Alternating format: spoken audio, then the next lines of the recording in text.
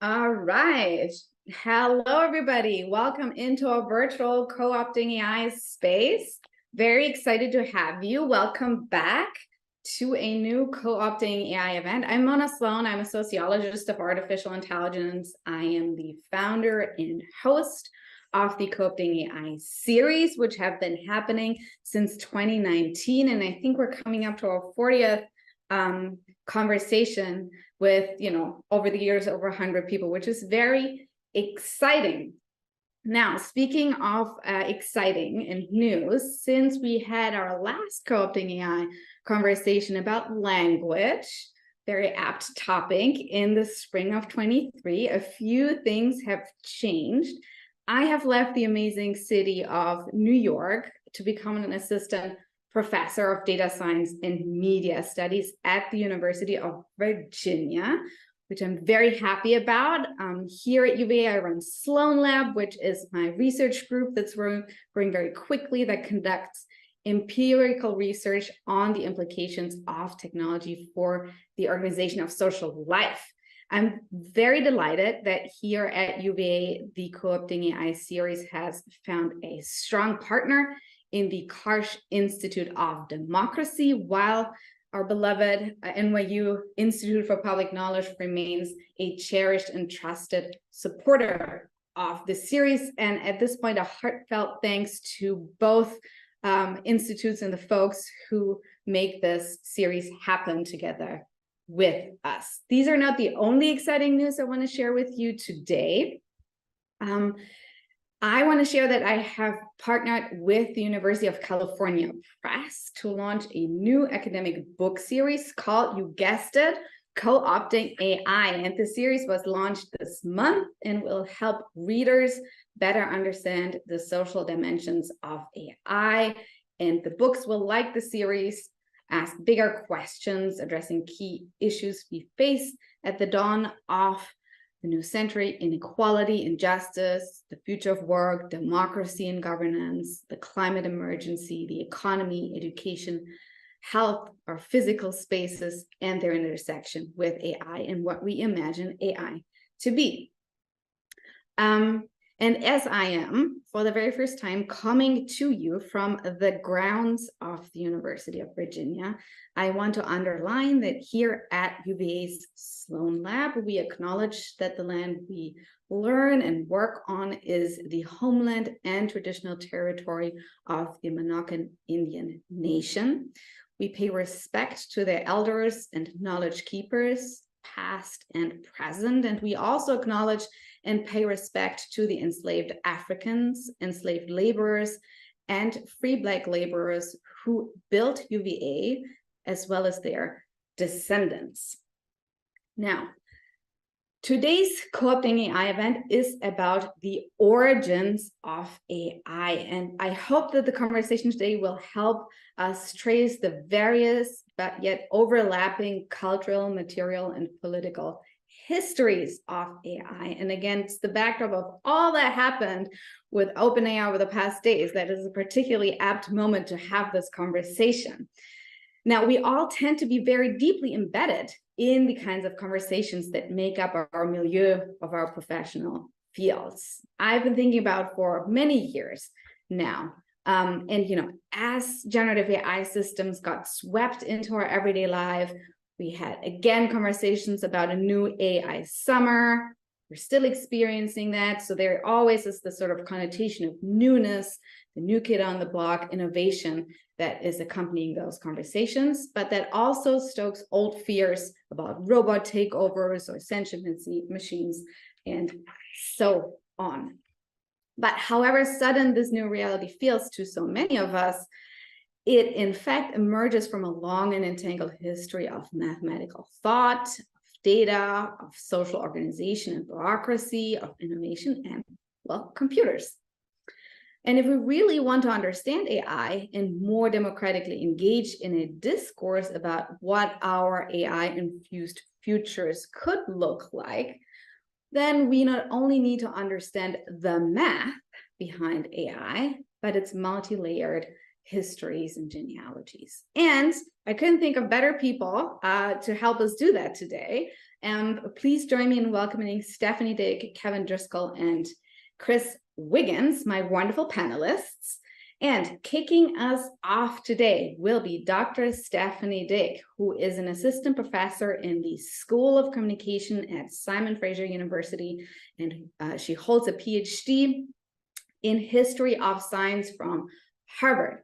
Her work focuses on the history of computing, mathematics, and artificial intelligence since Second World War. She also does editorial work, for example, with Janet Abate on the wonderful book, Abstractions and Embodiments, New Histories of Computing and Society, which is a terrific book, by the way. Her first book project is called Making Up Minds, Computing and Proof in the Post-War United States. And that book explores attempts to reproduce human intelligence, mathematical intelligence in particular, in computers, and the theories of human cognitive faculties that informed these efforts. Her second book project, 2 books aren't enough, explores the development of early computerized law enforcement databanks in the 60s and 70s in the United States, along with the automated identification tools that were developed in tandem. Very important topic. She co-edits the Mining the Past column at the Harvard Data Science Review, serves on the editorial board of the IEEE Annals of the History of Computing, and also is a co-organizer of the annual SIGCIS conference. This is Stephanie. Okay. Following Stephanie will be Dr. Chris Wiggins, who is an associate professor of applied mathematics at Columbia. He also is the chief data scientist at the New York Times. At Columbia, he's a founding member of the executive committee of the Data Science Institute and of the Department of Applied Physics and Applied Mathematics, as well as the Department of Systems Biology. And he is affiliated faculty in statistics, so all the math at Columbia. He is a co-founder and co-organizer of Hack New York, a nonprofit which since 2010 has organized the Hack New York Fellows Program, which is a structured summer internship at New York City startups.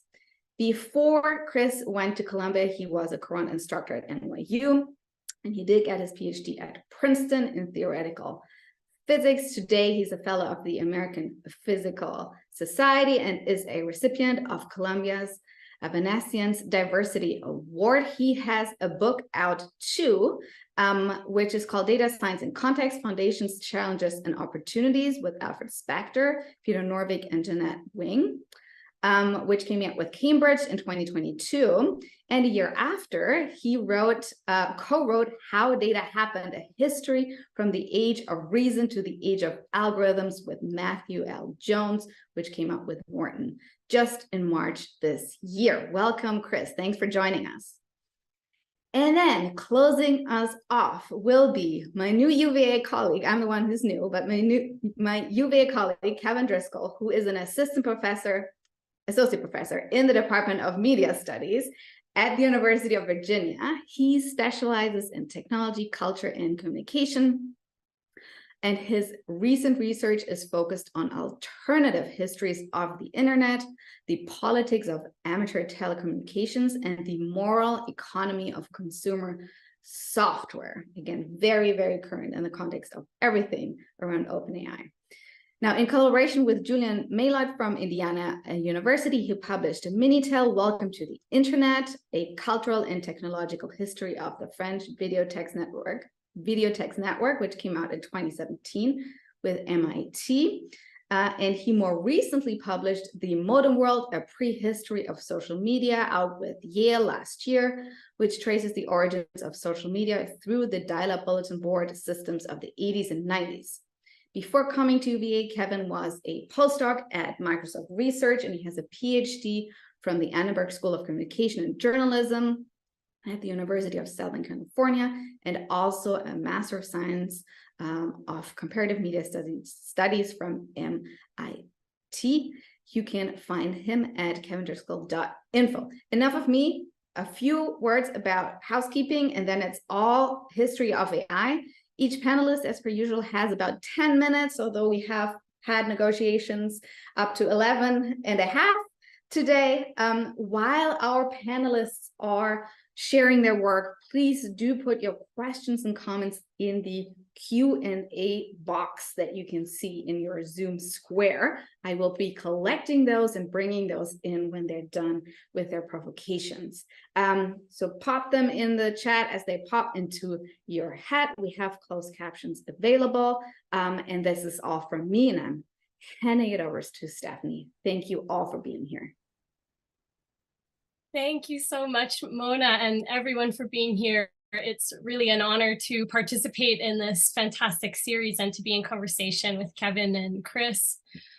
So this fall, as Mona alluded, I am at long last finally finishing my first book manuscript, Making Up Minds, Computing and Proof in the Post-War United States. And the book is about attempts to recreate mathematical intelligence, in particular in the computer. It's about attempts to automate mathematical theorem proving, mathematical reasoning, mathematical knowledge over the second half of the 20th century.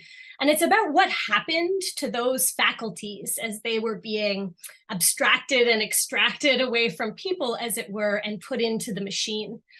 And one of the central through lines in all of my work has been the observation that basically any time someone announces that a computer has done a thing, that it's recognized a face, it's diagnosed a disease, it's composed a poem, it's proven a mathematical theorem, it's won a game of chess, that task has been redefined.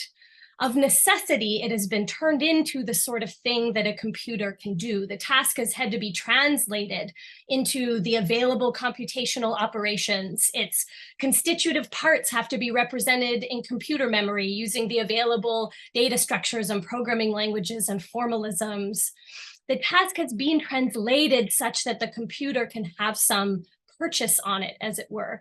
But often this part of the story about the details of transforming concepts and implementing our ideas gets left out. We hear from technologists, we hear in the media that the computer has done this or that impressive hard thing, but we don't usually hear how that task has been redefined in order to make that accomplishment possible. So the story of AI, as I see it, is not a progress story in which computers are being made to do harder and harder and more impressive things.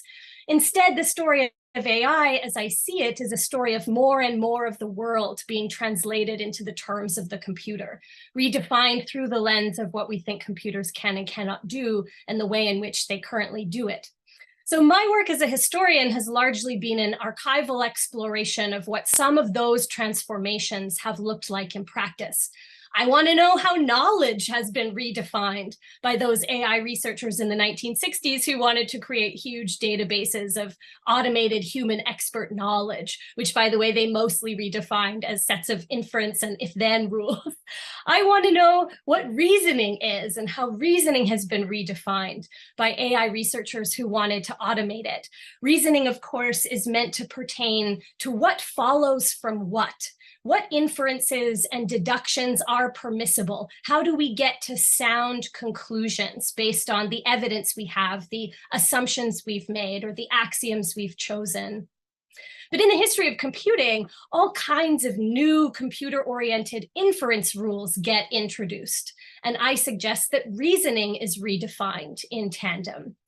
But these redefinitions, again, are often not centered in our discourses on AI.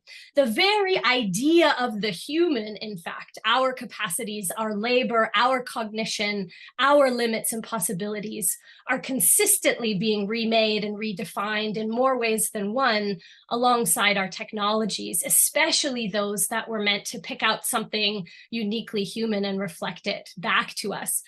This was one of the findings of Lucy Suchman's foundational work in human-machine reconfigurations, where she writes, quote, just what it means to be human-like and how the boundary between humans and non-humans is correspondingly drawn and redrawn is, of course, one of the matters in question.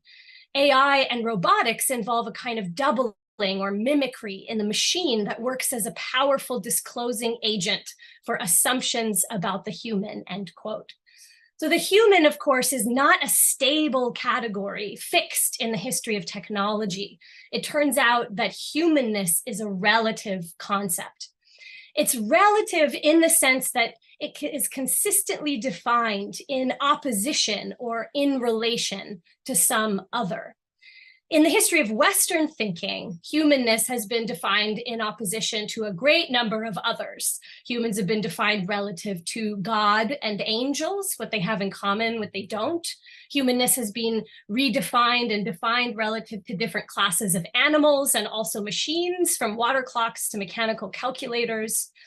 But I think it is also important to acknowledge in any conversation about the origins of AI that humanness is also a category that has done great violence. Western Europeans and Americans in service of colonial and imperial ends have also defined humanness in opposition to other people, those they wished to colonize or control or enslave or exclude or exterminate. And this violence has historically often been justified by the dehumanization of those people. And often, in turn, that dehumanization has been done through the denial of the higher cognitive faculties, as they're called: intelligence, right reasoning, rationality. European thinkers proposed that the people they colonized and enslaved lacked intelligence, lacked the capacity for right reasoning, the capacity for rationality, and as justification for the imposition of Western control over them, those faculties were withheld. Women, too, of course, have been denied the capacity for these higher human faculties, compromised as we are by emotions and mental weaknesses of various forms. So those same faculties at the heart of AI, right reasoning, intelligence, rationality, that computers have been so often celebrated for perfecting, for advancing, for attaining, have been denied to so many people in the history of colonialism that I think it's very striking to see how quickly some American researchers will say the computer can do all of these things in light of the many centuries of Western claims that various people cannot. The history of AI is in part a history of those cognitive faculties and the political, the epistemic, and the social consequences of how they are defined and redefined, who gets to define them, and in relation to what or who. So I wanted to share two very different conceptions of reasoning that emerged in the 1950s at the outset of so-called artificial intelligence as a way of complicating some of the usual origin myths and to give us some material to talk about today. It's a tale of two reasons, as it were. We would be remiss in a panel on origins probably not to at least mention Alan Newell and Herbert Simon. So I'll start with their definition of reasoning as developed in the context of systems engineering and automation at the Rand Corporation. And I've also put up two articles that I've written about these two definitions of reasoning in case people would like to read more and read more about the technical definitions under the hood. So Newell and Simon, after their experimentations with early digital computers, came to the belief that the human mind and the digital computer were the same kind of thing. They wrote, quote, "We wish to emphasize that we are not using computers as a crude analogy to human behavior. Our position is that the appropriate way to describe a piece of problem-solving behavior or intelligence or reasoning is in terms of a program, and they mean computer program by that. In terms of certain elementary information processes it is capable of performing. This assertion has nothing to do directly with computers. Computers come into the picture only because they can, by appropriate programming, be induced to execute the same sequences of information processes that humans execute when they are solving problems. Hence, programs describe both human and machine problem solving at the level of information processes." Newell and Simon came to believe that reasoning, and with it intelligence, judgment, problem solving, inhered in rule following. Every task could be broken down into a series of elementary information processing operations that could be executed by a person, a computer, an institution, a hybrid amalgamation of humans and machines. It didn't matter to them. Their vision of reasoning was rule-bound, best represented in the algorithmic form of a computer program. It was abstract, not dependent on the material substrata of the system carrying out those processes. And it was universal. The same rules applied to working minds, working computers, institutions. To be intelligent for them meant having the capacity to carry out those information processing rules in the prescribed order. Newell and Simon presented this vision at the infamous 1956 Dartmouth conference, thought to be the birthplace of AI, and it had an outsized impact on early research. But they also had a lot of critics, and my favorite was the Chinese-American logician Hao Wang. Wang was a philosopher, and over the course of his career, he became deeply critical of both analytic philosophy and logic and their progeny, AI, in part because he felt the abstractions in which they trafficked were just fictions, being treated as real, but that bore so little resemblance to the realities they had been extracted from to be useful. Wang proposed that Newell and Simon and those who approached the problem of AI as they did made a fundamental mistake. They had believed a fiction about the human mind that led them mistakenly to see the computer as the same kind of thing. He said logicians had worked with the fiction of man as a persistent and unimaginative beast who can only follow rules blindly, and then the fiction found its incarnation in the machine. Wang's own theory of reasoning drew from his training in Chinese materialism, his then secret engagement with Marxist theories, and his investment in Mao's worldview. And he said instead, a particular act of recognition or reasoning depends on one's genes, the history of one's mind and body, some essential relation to desire, even race, class, sex, and many other factors. Reasoning, Wang said, could not be reduced to a universal formalism because each person's reasoning faculty depends uniquely on their lived experience. He rejected all three tenets of Newell and Simon's vision. This was not an abstract or a universal or a rule-bound reasoning. And the fact that Wang himself has largely been erased from the history of AI, while Newell and Simon are its proverbial pioneering fathers, is itself a political history worth telling. And it highlights the fact that some people's definition of the human are enshrined in these technologies, and other people's have been erased, which I think is an important reflection for any discussion about origins. Thanks.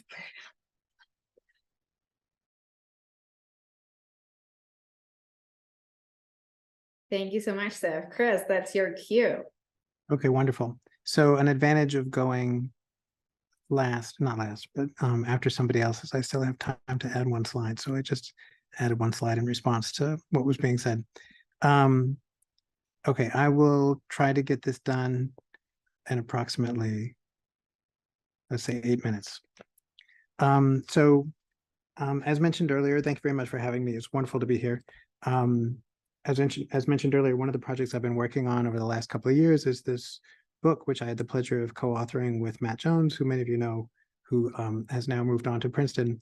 And this book really grew out of a class. So I thought I would briefly just sort of prime some of the questions maybe we'll have in Q&A and discussion at the end with some of the highlights from the book.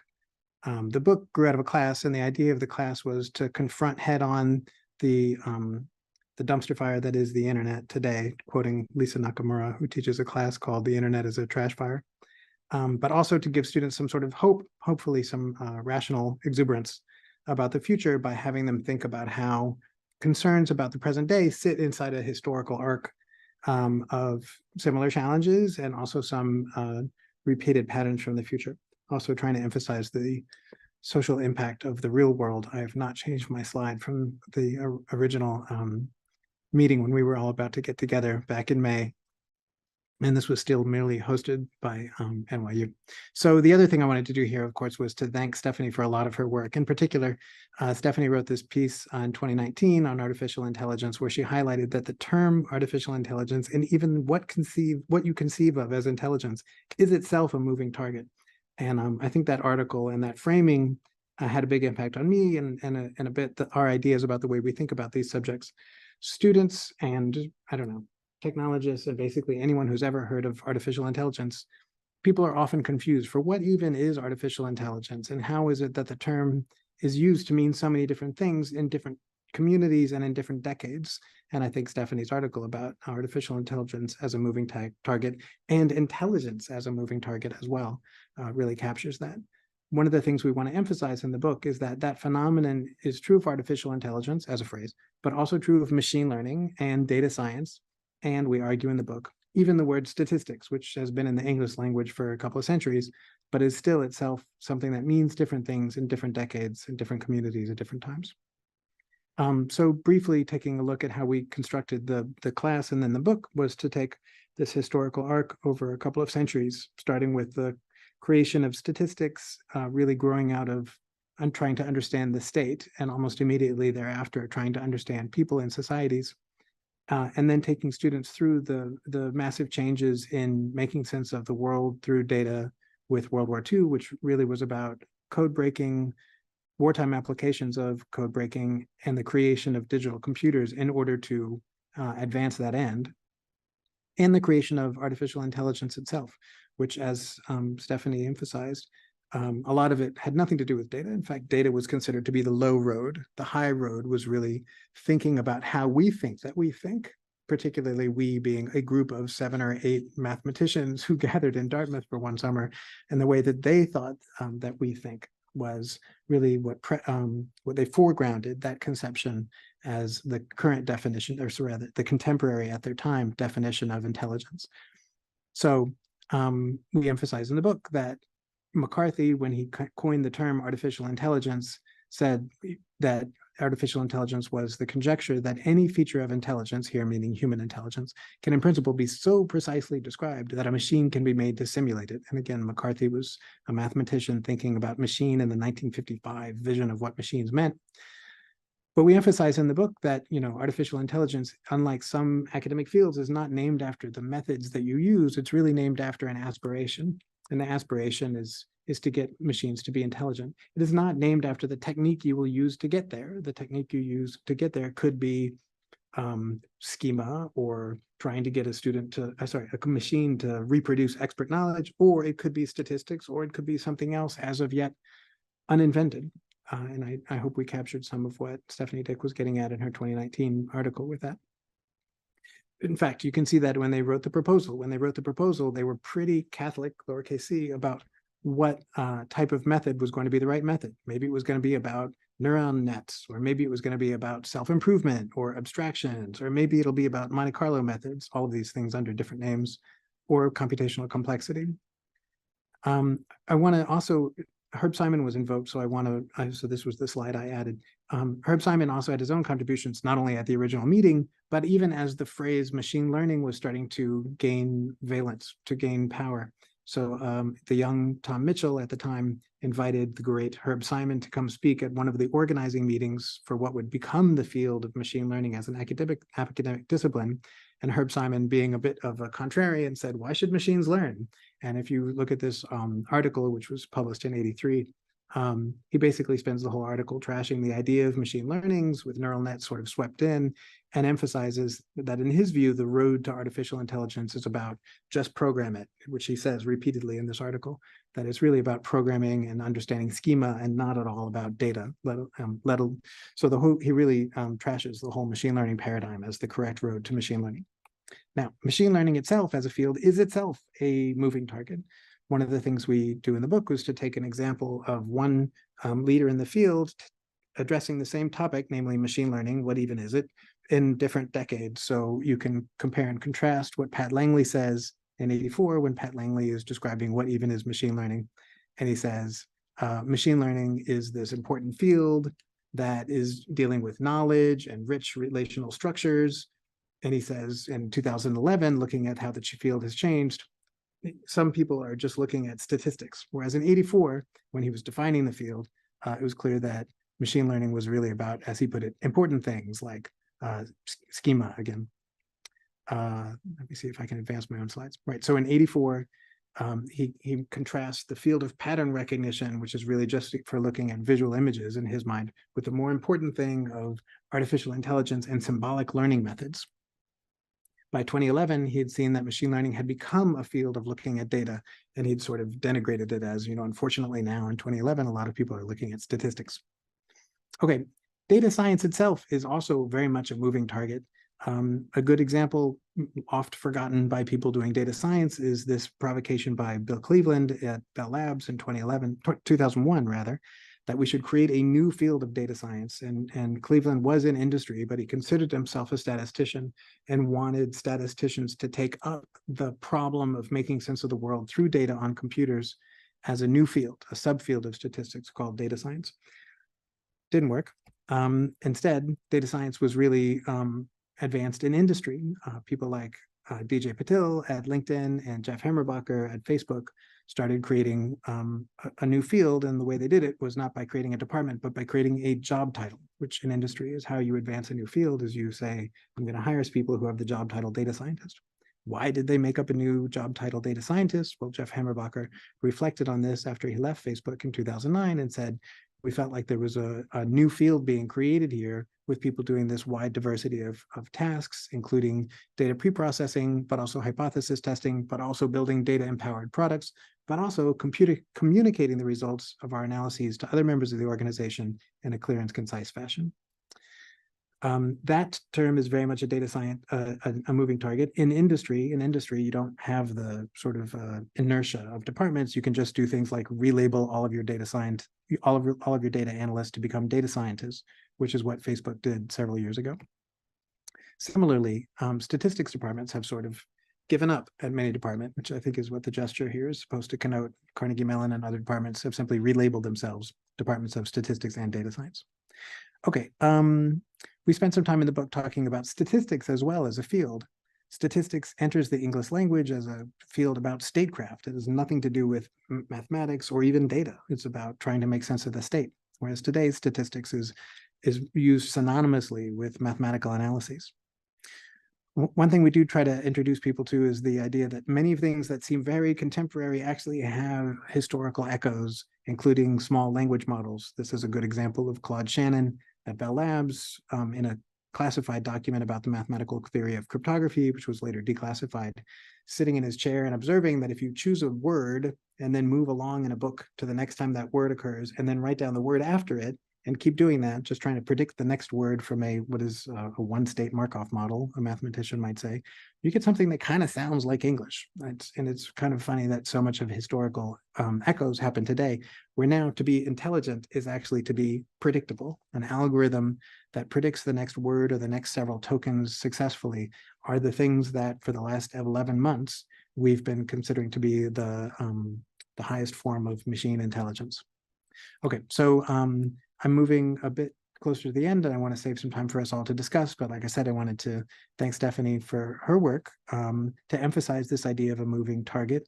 Intelligence itself is not only a moving target, but I think she makes a great point that it's often in comparison to human. If you think about the gap analysis between our prior belief about what a machine can do and our understanding of what a human can do, each of that sort of gap is what we're getting at with artificial intelligence. But each of those things is changing, right? As technology changes, what a machine can do and our prior belief about what a machine can do changes a lot.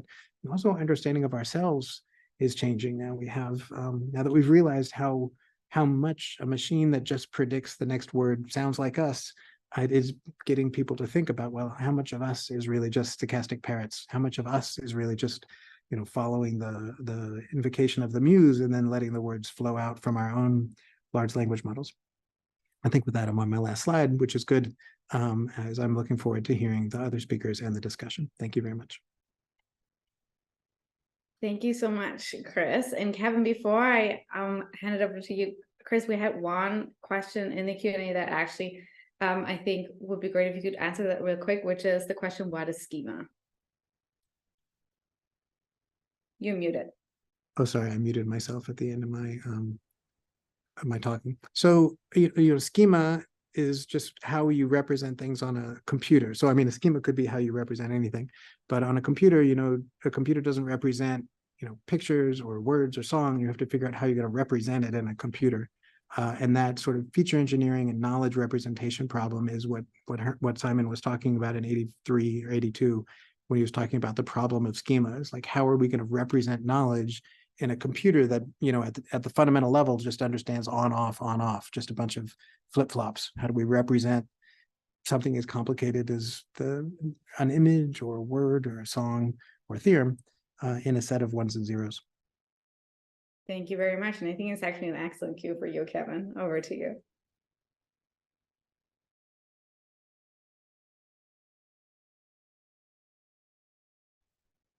Great. As everyone said, this is such a cool opportunity. I'm really happy to be here and to offer maybe another voice to this mix of talking about what we mean when we say AI. And so I wanted to share with you a bit of work that I'd done recently, and also some surprising kind of discoveries, I guess you could say, through the archival process. So my most recent research was tackling a question that it seems maybe orthogonal to some of what we're talking about how the internet became the sort of dominant medium for our everyday social interactions. In other words, how did a infrastructure designed for researchers to talk to each other became the place that people go to find a date or argue about politics or look up the weather or something like that? And if I went around with the existing literature, I often got one of two stories, and one focused on researchers in more academic contexts, and one focused on the stories that industry tells about itself. So think about like the garage myth of the entrepreneur.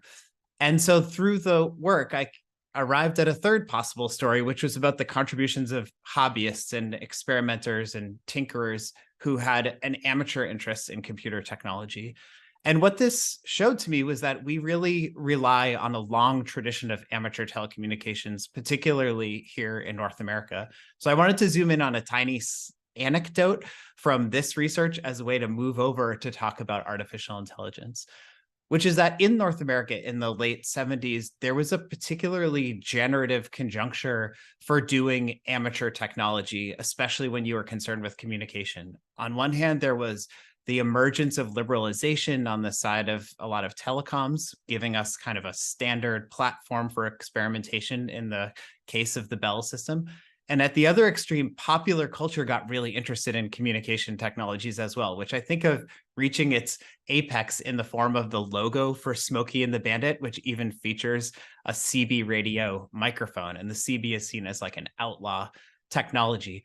And that's the backdrop in which microcomputers enter the home. What would eventually become personal computing develops with this backdrop of changes in policy and standardization on one hand, and changes in popular culture on the other. And so the networks I was interested in are bulletin board system networks, which are a literal computerization of a print medium, which is the bulletin boards that you still find in grocery stores and libraries and other places. But also the medium through which people talked about bulletin boards was also kind of vestigial in the time. So the way many people learned to build bulletin board systems was by reading articles and letters published in computer magazines. So if you quantify this, this is no small subculture. This is actually a relatively substantial proportion of the computer using population getting online in the 1980s and 1990s through small scale local computer networks that were built largely by amateurs. And they built them for lots of reasons. Some was just from technical fascination, but others was to serve communities who had been systematically excluded from the dominant forms of media. So a lot of queer communities were highly visible in these spaces, in part because these provided a legitimate alternative to mainstream media forms. And yet, despite the kind of size and geographic distribution of these networks, they fall out of the stories we tell. And there's a couple of reasons, but two I want to focus on that I think offer some vision of what might be happening around AI is about terminology. And so as money rushes into the online space, a lot of bulletin board system operators just recast their systems in the new terms of the 1990s and become internet service providers. And the second is that the BBS is largely stigmatized. And so for people who are selling a vision, who are developing hype of the 1990s, the bulletin board system can be scapegoated as the place where piracy and pornography and other socially undesirable behavior is happening. And yet once you see it, you can trace all these continuities into the present. So what Olia Lealina would later call the vernacular web of the late 1990s is really coextensive with some of the creative culture that had developed around bulletin board systems. So the contributions of amateurs were really critical to transforming the internet into the space for everyday sociality, which is a necessary precondition for the conditions of AI that we live under today. So here's a quirk of that research, which is looking through all of these computer magazines, I was struck by how prevalent AI was as a theme. And so with one of my research assistants, we went back to Byte magazine of the late 1970s to see what people were saying about AI in the pages of the magazine. And sure enough, in the first 2 years, there were over 40 articles, editorials, letters, features, specifically on AI, automation, and robotics, a kind of family of topics that really hung together. And a few big themes emerged. One was that many readers saw microcomputing, or what we would later think of as personal computers, as AI coming into the home. Like personal computing and AI were really seen as tightly linked by many readers. And likewise, they saw AI as something participatory. It wasn't something that they would adopt as consumers or bring home, but it was something they would help to build, that it would be something we could learn to program through getting workbooks like this one. And then lastly, they talked a lot in critical terms about what this could mean for society, almost always using hypotheticals and examples from science fiction. So just to pull a few quotes to give you a sense of what this discourse felt like, one reader talked about AI offering something for every programmer in 1977, a golden opportunity for amateur computer enthusiasts to contribute to the field. They talked about it in really economic terms, like what was the cost of this going to be? And they compared it to a middle-sized car, a machine to do most of your housework. They valorized the figure of the AI expert and enthusiast who would be a virtual classical Renaissance man, widely read in all these different fields, but especially in science fiction. Science fiction was a part of the curriculum for the amateur AI enthusiast, partly because of its forecasting potential to imagine future scenarios, but also because science fiction was a pre-existing culture with networks of communication and meetings and other spaces where people could get together and talk. And fundamentally, they saw the emergence of amateur AI as something that would be community-based. So this is a quote from a letter published in an issue from 1978, where the writer was asking other readers to get in touch to form a collaborative network and develop this kind of grassroots AI. So for our discussion, I wondered where we see the role of amateurs in AI today under the prevailing paradigm. And I kind of have 5 leading questions of things that I think would be interesting to talk about in this space. And the first is historiographic, which is we have certain events in the history of AI that we rest on, these kind of, milestones in our narrative. And I wondered from a grassroots or amateur perspective, if we might select a different sequence of events. So the AI winter, a storied event in the 1980s of like a drying up of funding for AI, seems to belie the growth of AI as an interest among computer gamers. So if we look at magazines like Computer Gaming World, virtually every issue mentions artificial intelligence or intelligent opponents or artificial strategies and compares various sports games based on the quality of their computerized opponents. It seems like a space of like rich possibility and innovation. And like we can sort of extend that historical observation into a present day question about expertise, like who counts as an expert? Will we have expert users of AI models and things like this? What sorts of innovation are going to be visible and valorized? Like who will be the heroes of present day narratives? Using the BBS story as a model then suggests a third question, which is about stigma. So we know that the amateurs are ready to hand scapegoats when things go wrong. And so how will amateur enthusiasts of AI be marked in terms of maybe their use of these systems to create grassroots pornography, for exploitation, for, again, piracy, some of the same concerns from the 90s and earlier? But on the flip side, I wonder if we might get out in front of that and think about what sorts of contributions only amateurs will make. And so prompt engineering, prompt hacking, some of the ideas about like poisoning data sets seem like a space for grassroots or like bottom-up contributions. I've been particularly thinking of science fiction writer Alex Smith, who started this Instagram account, which he describes as a new space, a haven for queer POC fat bodies to exist in science fiction as heroic leads, something he saw as an absence. And while he's principally a writer, he uses Midjourney and these other generative tools to create what are like stills from movies that don't exist. That it is a really powerful argument for representation in Hollywood and other entertainment industries. And so kind of as my fifth question is about the canon we use to talk about science fiction. I think we all have go-to examples of Terminator robots and others. And yet there is clearly a hierarchy in which kinds of science fiction count and which can be included in academic discourse. We don't often talk about computer games or some of maybe low status streaming shows and other spaces, which may have greater visibility or occupy greater space in the minds of everyday computer users than HAL 9000 or some of maybe our canonical references. So in sum, really, I'm just interested to know, do we imagine a place for amateurs to contribute to AI today and in the near future? Thanks again very much for this invitation. I'm looking forward to chatting with everybody. Thank you so much, Kevin, and thank you, Chris and Stephanie, for your terrific contributions. My head is spinning a little bit with questions, so I'm just going to take sort of the privilege of the moderator and ask the first few, but I want to encourage the audience to put questions as well as comments into the Q&A box, and we'll start to bring them in.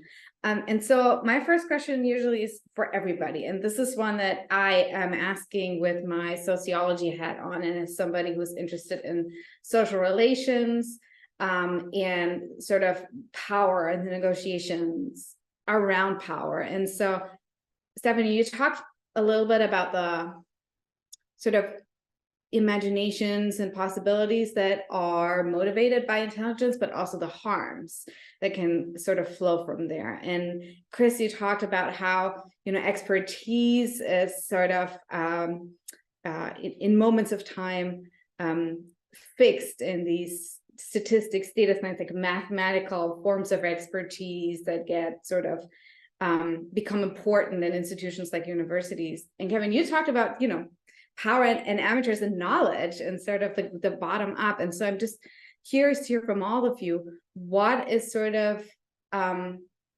looking forward, right? We looked at the past. What is the future of AI and society? How do you see that sort of emerge from knowing the past so well? And maybe, Stephanie, you can start with you, and then Chris, and then Kevin. Thanks, Mona. Historians are so bad at talking about the future, but we're supposed to practice this skill. So I'm grateful to have the opportunity to practice this skill. I mean, the thing that I'm concerned about, I think I tried to sort of suggest it in my opening remarks, is the kind of hegemonic function that AI seems to represent, this way that it demands that more and more of the world be defined on its terms. And I actually don't think there's a better example of that phenomenon than the emergence of the field of AI ethics, where in response to all of these observations and demonstrations that machine learning systems are reproducing historic racial bias, they're reconstructing sexism, various forms of inequality within the data on which it's trained, we see the emergence of this field that says, oh no, that's not good. Like, we have to make sure our machine learning systems are fair. We have to make sure they treat people with equality. We have to make sure. But what essentially happened is machine learning theorists took those terms and said, whatever fairness is, it'll be something that's defined mathematically, and it'll be something that is a constraint on the predictions that machine learning systems make. So whatever fairness is, we have to be able to translate it into a mathematical definition that can be applied to these systems of data-driven prediction to prevent them from making predictions that we think are unfair. And there's kind of a joke now that there's at least 21 different definitions of fairness at work in that field, as machine learning theorists sort of debate what the right mathematical definition for our social values are. But the kinds of critique and resistance that I've been really inspired by in the discourse that's emerged since then, especially on the part of the many Black women who have been identifying that bias, you know, advocating for these types of critiques, is that most of us don't feel represented at all by the way that these supposedly social values are being encoded in the language of machine learning. And I used to think the politics of refusal was almost impossible to hold. I get accused of being a Luddite all the time, and that used to be an insult. It almost feels like a compliment these days. But I've been really shocked by the successes of things like attempted bans on facial recognition technology and some of the other sort of attempts to actually refuse these systems, not because there's bias in them, not because we think the bias can't be fixed, but because the systems cannot represent a pluralism of value systems in the way that people, I think, are increasingly recognizing they care about. People want their values to be recognizable in governance institutions and in epistemic systems. And so I've been very excited about sort of critique beyond bias and the kind of refusal to allow machine learning to eat ethics and these sort of broader conversations about how to hold technologists and technology to account in a way that doesn't cede all of our values to their definitions and languages and the sort of hegemonic impulse of these systems. So there's lots to say, but I hope to see more of that kind of conversation that's not just about correcting for bias in various ways, but acknowledging how machine learning can't accommodate pluralism in a meaningful way, which works against democratic desires and the desires for different communities to feel represented. It was so helpful to have Chris articulate that the history of statistics is the history of statecraft. So if data-driven prediction is not able to represent people's values, neither are their governments, right? And so that's a profound lever, I think, for our conversations going forward. Thank you, Steph. Chris. Yes. Prediction is difficult, particularly when you're asking somebody to predict the future. And I'm not a real historian. I'm a fan of history, but my co-author is a real historian. So we closed the book by being very careful about not trying to predict the future, but instead trying to shine a light on the current contests among powers that we thought the resolution of those contests would most determine the future.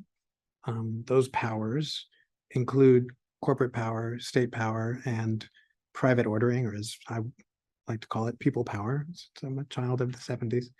That is, individuals can have well-placed individuals in particular can have a market effect on corporate power in particular, as employees of companies, as whistleblowers, via walkouts, all sorts of ways in which individuals are part of that unstable three-player game that's collectively going to determine the future. I think Kevin makes great points about the roles of amateurs and hobbyists. Actually, many venture capitalists agree. You often hear venture capitalists say, whatever the hobbyists are doing this weekend, that's where you should consider putting your investments, because that is going to be the future. And I think Kevin is wise to invoke Midjourney. I'm particularly a fan of the Pope in a Balenciaga jacket as an example from the spring of a piece of art that took over the internet for about half an hour, and many people didn't know that it was an AI fake. It was done on Midjourney by somebody who was absolutely not a technologist, who was himself trying to fill a lack.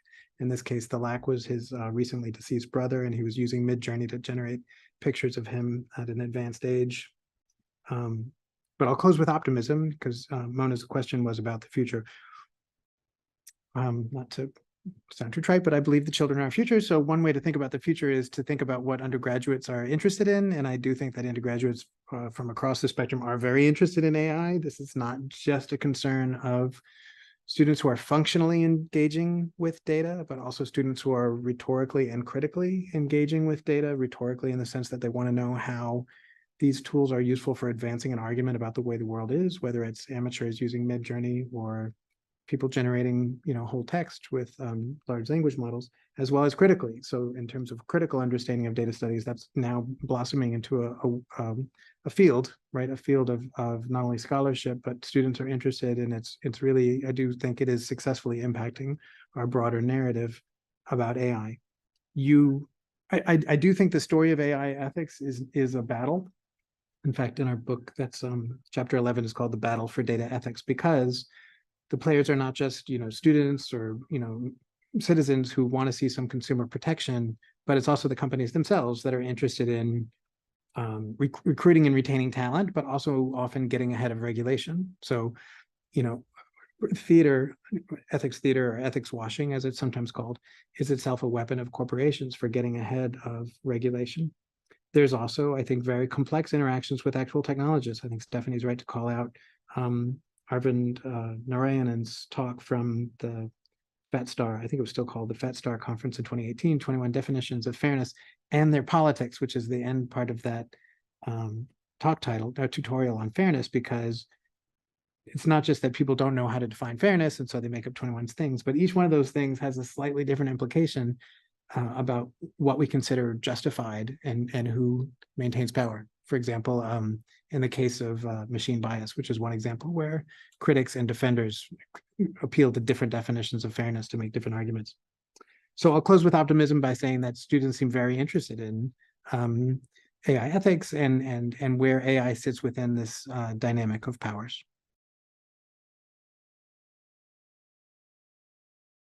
I was thinking about having this conversation 10 or 15 years ago, and the return of the term AI would have been an unexpected outcome of the future. And it invites some reflection on how this term could regain purchase after being itself stigmatized for so long and associated with like science fiction and various industry failures. And it seems that it would have to have something to do with low interest rates and venture capitalism and industry culture and like a lot of money with a need to go somewhere. But that doesn't actually explain why undergrads would care about AI. And so, you know, you could imagine there's something there about precarity and like fear of lack of opportunity and concerns and things like that. But if I'm going to make some prediction, it's that we're seeing a growing tension between the spectacular and the mundane in AI. And on one hand, the spectacular is like the image generators, which often don't seem to have like an immediate instrumental purpose. And then the mundane is like the ongoing evolution of spell check and grammar check and like predictive texting, which is extremely effective at letting me author messages on my phone day to day.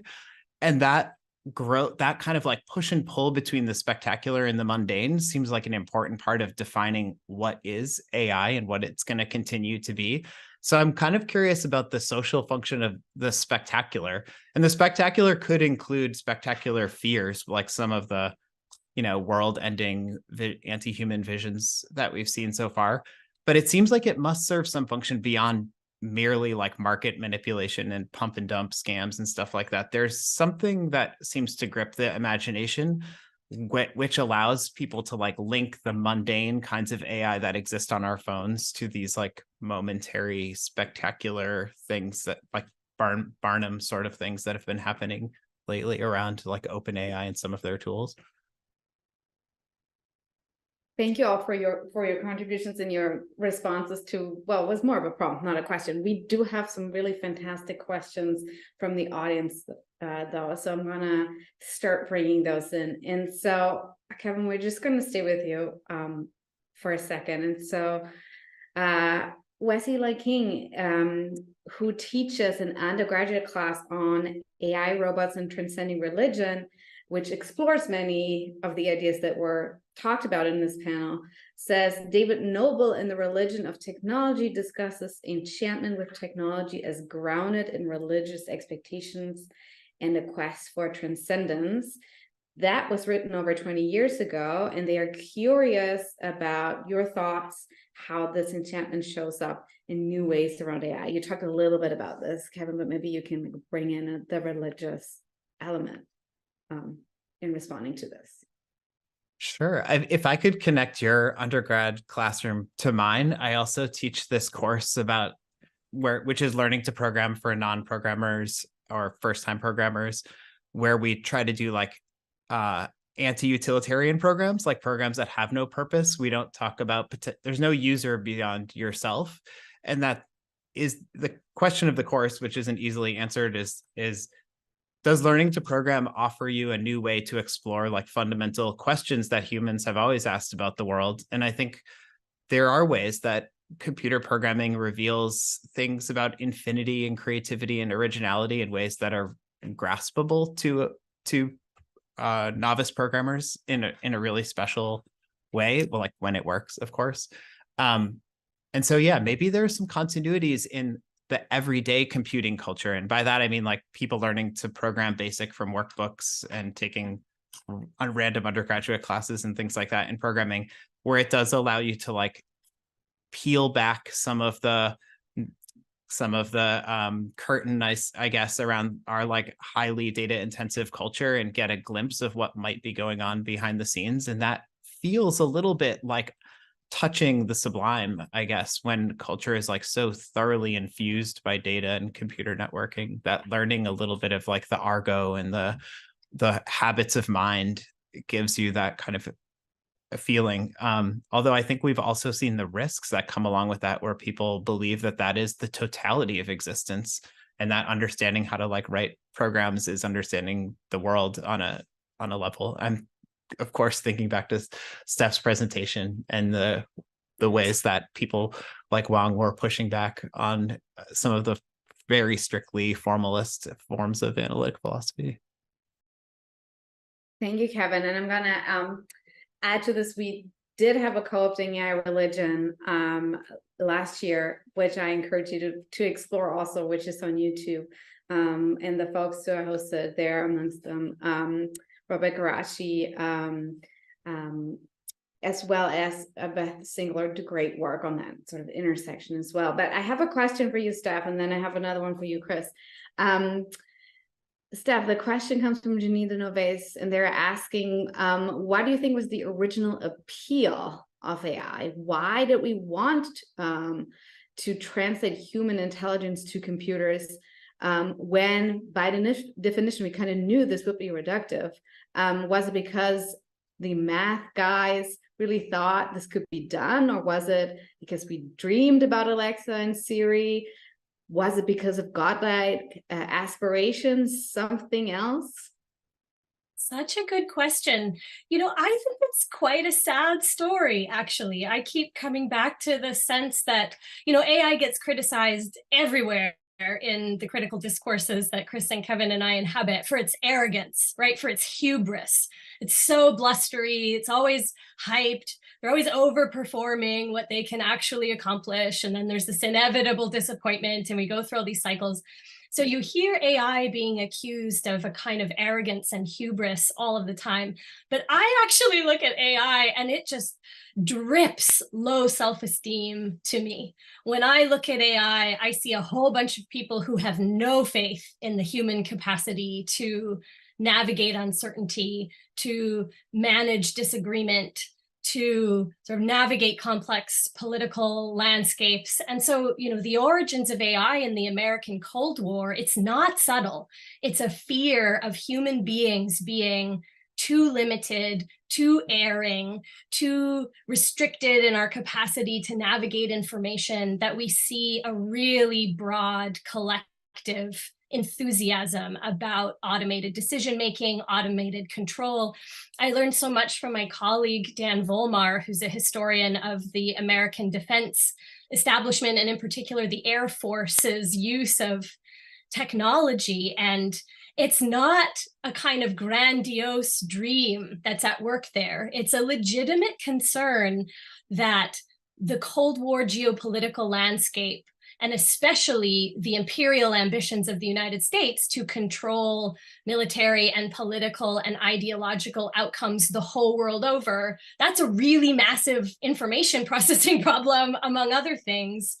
And so I think there was just a deep distrust of human beings as capable of creating and holding on to control in the face of a world that felt like it was spiraling. There's such terrific literature about the sort of existential crises of the mid-century moment after the Second World War, where I think people were rightly asking really deep and horrible questions about how we could do these things and how to maintain control over a world that was shown to be more violent and more out of control than anyone had imagined. And so I see a kind of sad, mistaken belief that if only we could just come up with a machine that can do all of these really hard things for us, then we'll be in control. Then we don't have to worry. Then we'll be able to sort of manage the whole world. So it's both a really dark imperial project that I think justified so much of the early faith in AI, and also just this really sad existential reaction to a fear of being out of control, which the mid-century moment in which AI emerged, it's dripping with it.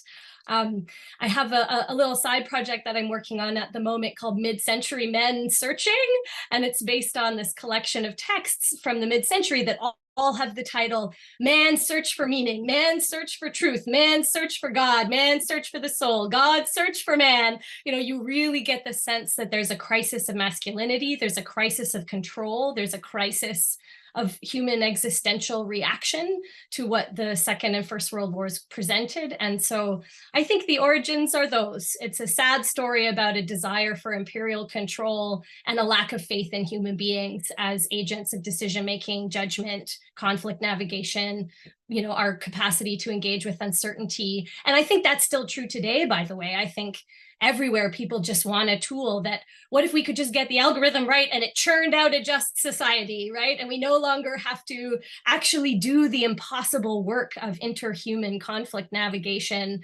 What if we could just prescribe these outcomes through contracts or algorithms or constraints on our classifiers? And so I see that as the kind of sad, low self-esteem about us that runs through the whole history of AI.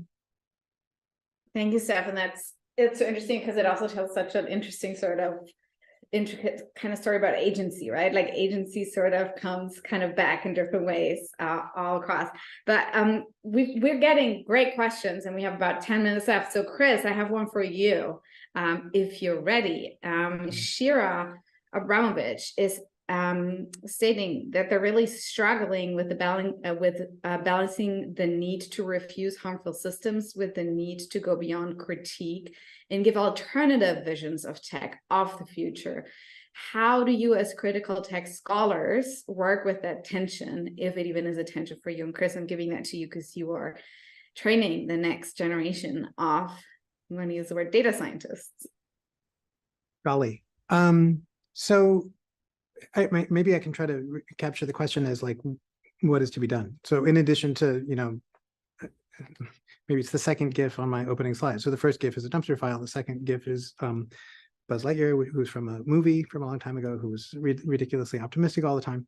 Anyways, what is to be done? So as an educator, I think what is to be done is to arm people with a vocabulary around power and ethics, and to try to give students a sense for what we talk about when we talk about ethics. Why do we talk about ethics? What's the backdrop of applied ethics as opposed to, you know, high philosophy of ethics, so that they have a sufficient vocabulary that they can raise questions as they go on to be product managers or software engineers or what have you, or senators who are shaping power and shaping in particular data products and companies that deploy, or more generally are empowered by abundant capital to deploy artificial intelligence. So giving young people a vocabulary around ethics and power, I think is one thing that's useful in the workplace, like in companies that are actually deploying AI.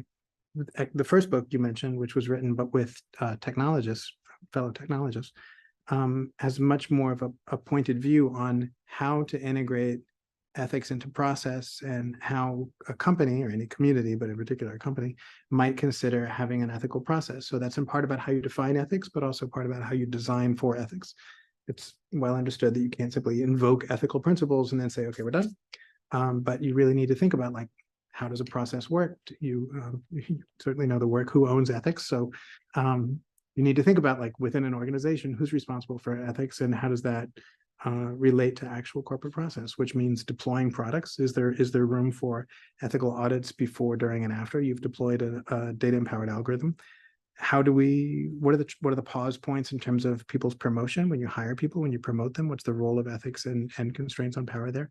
So I think there's a lot to be done. I hope I'm responding to the question a little bit, but I do think it's important the first step of any multi-step problem is to recognize that there's a problem and to name it. But as to what is to be done, I do think there's a lot of ways that students who will go on to work at these companies, and even within companies, people can integrate ethics into their process. Part of that is to name that there's a problem, to be clear about what you mean by ethics, why it's a good idea to have ethics within a company, and then how are you going to actually design a process in which ethics constrains and guides the operations of the company.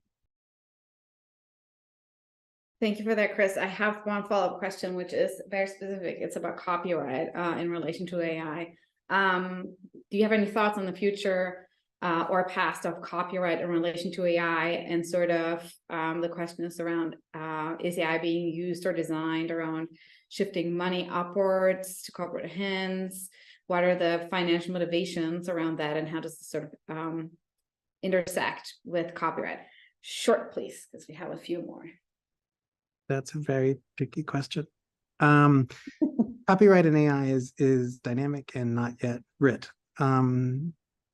Even copyright and fair use, which is the most, it's sort of the legal nugget that's at the heart of these disputes, is itself adjudicated regularly. This past summer, there was a decision by the Supreme Court about the Warhol Foundation using an image of the musician Prince, and they ruled in favor of the original photographer that Andy Warhol had not sufficiently transformed the image by making it orange and plasting it over and over again. And so the original photographer maintained copyright. And so there's a bunch of disputes going on right now about whether AI is sufficiently transformative, sufficiently fair. I should say fair use is actually a legal concept with 4 tenets, only one of which is how transformative is the use of the art. And so the Copyright Office of the United States actually requested comments a few months ago, and I think I downloaded as many as you could, like 10,000 comments were submitted, which included PDFs from Google, Meta, Andreessen Horowitz, and a few, Microsoft, and a few other comments that I encourage you to read if you want to see how the battle for copyright is being fought right now. But in short, that future is not yet writ, and it's being decided by courts right now. Actually, you probably know somebody just resigned from Stable Diffusion last week, saying that they were resigning in part because they felt like Stable Diffusion wasn't respecting the copyright of visual artists. So that is absolutely in play. I don't have a good answer, except that you're right to ask that question, because it is absolutely being contested right now, day by day. Yeah, that's a very good point. And a very good, good condition for a very lively classroom, actually. Okay, last question for everybody as we are beginning to sort of close off. And we have a question from Laura Stark, who is a historian in sociologist of science and works on the history of so-called ethics in the human sciences. She's saying that this is a fascinating conversation and has a wonderful sort of closing off question, which is for everybody. Who is inspiring you? What are your favorite articles, books, podcasts, creative projects that you've engaged recently on these topics that we discussed? And then I'm going to add another layer from another audience member who's asking what types of science fiction should be integrated into the canon. So articles, books, podcasts, creative projects, and science fiction for folks to engage with. Steph, you first, and then Kevin, and then Chris, and then I'm going to close us out. Hi, Laura. What a nice way to round out this conversation. And maybe because Laura's here and has asked this terrific question, I will use my time to answer that. I have been really educated by colleagues in the history of medicine, and in particular in the history of bioethics, in thinking through what is wanting in the field of AI ethics. And the work of Joanna Radin and Laura Stark and Isabel Gable in particular has been really influential for me, especially for unpacking the doctrine of informed consent. The sort of underlying logic of biomedicine I've learned from those 3 women and others has sort of been biomedicine is inherently good and it should proceed as fast and as far as possible. And the way to make sure nothing goes wrong is to try to mitigate unnecessary harm through something like a doctrine of informed consent that puts a burden on the patient in a certain set of ways to opt in to potentially harmful trials or experiments or forms of treatment. And AI is following that playbook entirely. The underlying assumption is the same, that AI is inherently good. It should proceed as far and as fast as possible. And what we need to do is think about how to mitigate unnecessary harm through things like AI ethics in response to bias, or informed consent when one's data is being included into a system. And the work that these historians of medicine have done to show how lacking the doctrine of how necessary, but also how insufficient informed consent has been in preventing the structural harms of a biomedicine that works better for some people than others and always has historically by design, I have found really instructive for thinking about the limitations of AI ethics. It's so nice that, Laura, that you're here, and I find your work and so many others so essential for critiquing AI ethics as a response to this type of technological development.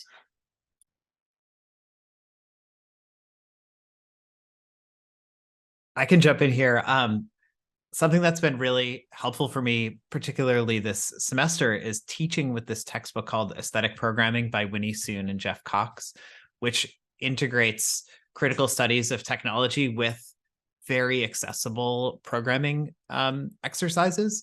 And so illustrating some of the key techniques that come up in and around some of these systems has just been very generative, and I can see it clicking with students, but it's really been helpful for me just thinking about this portfolio of techniques and how they can be read alongside some of the critical and historical work that we're talking about. So it's just like a really great free and open self-directed curriculum called Aesthetic Programming.